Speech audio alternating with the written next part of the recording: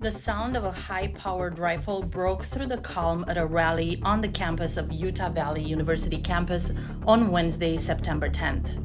UVU is located 40 miles south of Salt Lake City. There was a pandemonium. As many as 3,000 students ducked for cover after a single bullet struck the invited speaker, Turning Point founder Charlie Kirk. Hello and welcome to the Collegian Melting Pot. I'm your host, RalucaPcast. Joining me today are reporters Brett Birch-Arts and Jeremy Quencha. Let's begin, if we can, with how did we get here? Charlie Kirk is someone whose career I've been following for a while, almost since its start. He's someone that's always pushed others around with his words, with no fear that someone might push back one day. Right. Thank you, Brett. So some facts about Charlie Kirk. We know that he is a social media influencer, and he is a right-wing political activist, author, media personality. He co-founded conservative organization, also known as Turning Point USA, in 2012.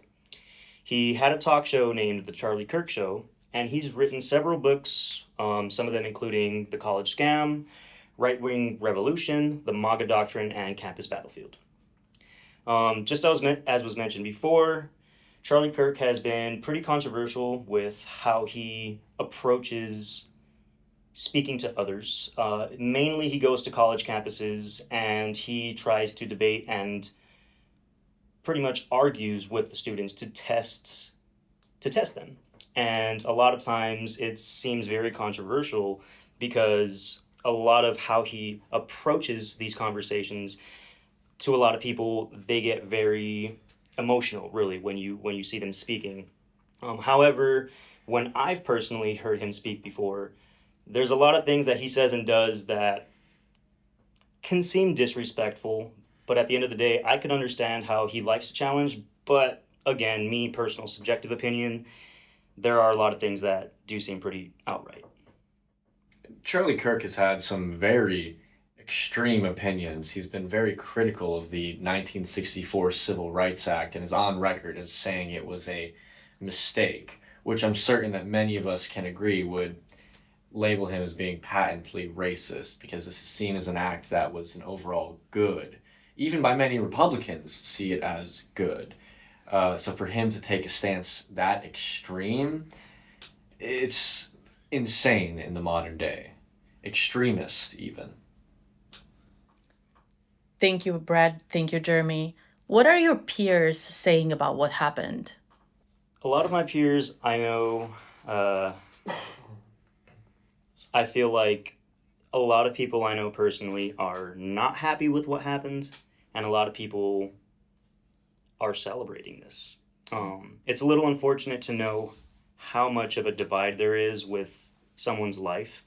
And I get it, going back to the idea of him being controversial and sometimes even being disrespectful. There's things that I've heard him say where I'm just like, man, how's this guy getting away with half of this stuff? But then again, we see a lot of what's going on in politics. Again, he's a right-wing political activist, and a lot of things are being said and censored as well at the moment, so it's kind of not too much of a surprise. But aside from what his views are, personally, I don't think anybody should have to be taken out like that or, hurt whatever their views, no matter how much we disagree with them. But there are two sides of the spectrum. People are either cheering for it or people are condemning it because of the violence and because that is attack on the freedom of speech. Thank you, Jeremy. Knowing what I know about Kirk, the closest comparison I have for him is actually another controversial political figure in the United States history. Former leader of the American Nazi Party in the 1950s, George Lincoln Rockwell, actually was similarly shot and killed in an incident like this. And quite personally, I have no sympathies for Kirk in his death. Am I cheering for it? Not exactly, but I don't care that he's dead, personally.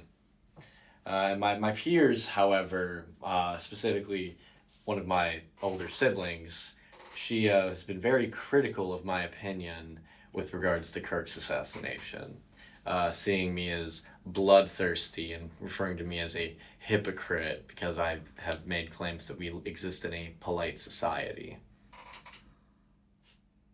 Thank you to you both. Is there a way forward? Will this be forgotten? And do we return to business as usual? I believe that there's always time and there's always ways to be able to go back to a form of normalcy.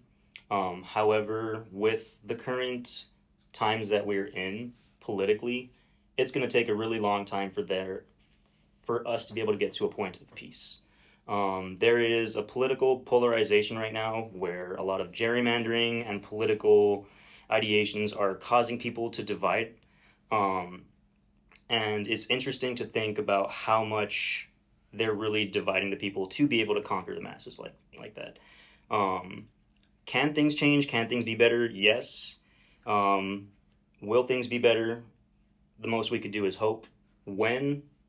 I mean, it's really just up to the people. I think, unfortunately, in times of hardship, when things really happen, like let's say natural disasters, or larger scale things like, let's say, war, rather than a civil war, like war with another country, let's say, these are the times that bring people together in times of true hardship. And I think it's going to take something like this, unfortunately, to get people to actually work together and be able to come to a time of peace. Other than that, there's a lot of speculation that a civil war could potentially happen, and let's just hope that this isn't the case, because that'll cause even more turmoil. Thank you, Jeremy. The polarization of the United States occurred in the shadow of conflicts ongoing half the world over in the Middle East. So I don't think any war or anything to that effect is going to mend the divide among the American people, quite honestly. To build on to that, Charlie Kirk will be forgotten in a few weeks. 3 months ago, a Minnesota state senator was shot. We don't hear about it. She was a Democrat at that. A few months ago, a governor's home was set ablaze while he was inside of it.